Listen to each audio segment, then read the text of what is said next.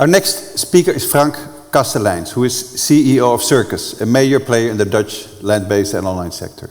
Frank will further illustrate, using specific examples, how the current gambling tax rate threatens the long-term economic viability of the Dutch land-based gambling sector. Frank, please come to the stage. Welcome, and the stage is yours. Dankjewel, Willem. Ik heb een klikker op het podium hier liggen. Oké? Good morning, ladies and gentlemen. So I'm here because Willem asked me to give a small presentation what's happening in the land-based sector, because many of you know me from online, but today I'm speaking here on behalf of the land-based gaming arcade operators. And I will try to explain in simple words, in 5 minutes, what's happening. So GGR has gone down over the past few years because we got a lot of competition from online, of course, and everybody has seen that all the gaming revenues are under pressure. Costs are increasing, so we had staff costs going up, we had rents going up, we had a lot to do with compliance, all coming after the online business started. And then we got the gaming tax increases. Also, Henry said it already, but I hope I can explain you how bad it is for the land-based industry. So we went up from 29 to 30 to 34 this year, and expect 37.8 next year. Can we recover? It's hard, and already Henry said it. In the land-based business, the price per game is fixed. The loss per hour is fixed, so we cannot do a lot. Like Holland Casino, a new roulette with a 0-0, we cannot do it. Extending of opening times, we cannot do it. A change of RTP, we cannot do it. We are bound in the speelautomatenbesluit, as we call it in Dutch, and for 20 years it's all fixed.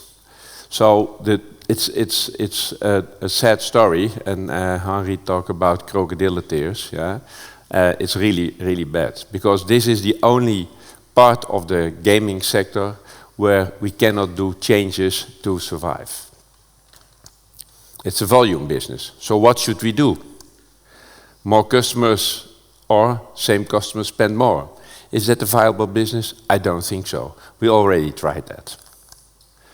So what the industry did, we made a beautiful and very good KPMG report sent to the government, to the politicians, and try to convince them. And probably they didn't react on that. So what I did for today is make a very simplified version.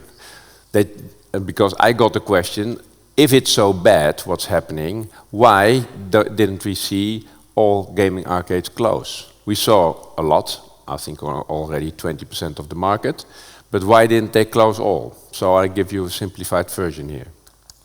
So assume that GGR over the last few years stays the same. It's only for this example. Gaming tax is going up from 30 to 34 to 37%. NGR is what's left over. You see that it's going down to 62%. Operating cost, for the example, we keep the same. And then we see amortization. Amortization is steady at 11%, like in the KPMG report. And then we see a negative EBIT. So everybody is reporting negative EBITs. But we still have a positive cash flow. Last year's, in 24 and 25, it's only a little bit, because what did we do? We used our amortization to pay tax. Amortization which should have been used to renew our arcades, renew our machines. If you talk to the people, for example, of Novomatic, nobody is buying new machines anymore. So next year, 26, we expect that the shit hits the fan, as we call it, because then a lot of companies will have not enough amortization to pay the high tax increase. So, and it will lead to negative cash flows. So, what's happening? Amortization is used to pay the gaming tax. Corona debts are not repaid, so we see a lot of people who spread out their Corona debt with the tax authorities to survive. And we will end up with old, sloppy arcades. Customers will leave, and of course they will find the illegal market, and we will see them there. Thank you.